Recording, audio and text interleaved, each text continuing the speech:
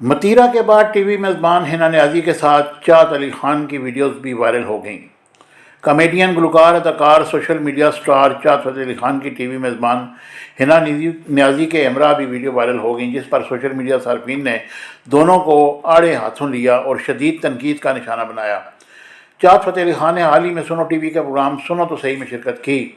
جہاں انہوں نے مختلف معاملات پر گفتگو کی، اور پروگرام کی شوٹنگ کے دوران چاہت فتح علی خان نے میزبان حنا نیازی کے ہمراہ متعدد ویڈیوز بنائیں، جنہیں انہوں نے اپنے سوشل میڈیا پر شیئر بھی کیا، جہاں سوشل میڈیا صارفین نے دونوں کو آڑے ہاتھوں لیا، اور سنو ٹی وی کے آفیشیل فیس بک پر بھی پروگرام کی ایک ویڈیو کلپ شیئر کی گئی، جس میں چاہت فتح علی خان ٹی وی میزبان کو شادی کی پیشکش کرتے دکھائی دیے، اور مذکورہ کلپ کے دوران ٹی وی میزبان نے ان سے شادی کے لیے لڑکی سے متعلق سوال کیا،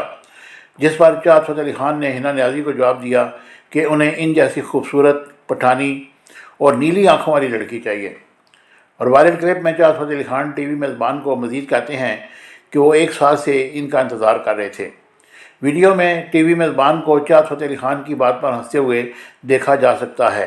اور ساتھ ہی وہ انہیں کہتی ہیں کہ وہ انہیں پسند نہیں، جبکہ گھر والے بھی نہیں مانیں گے۔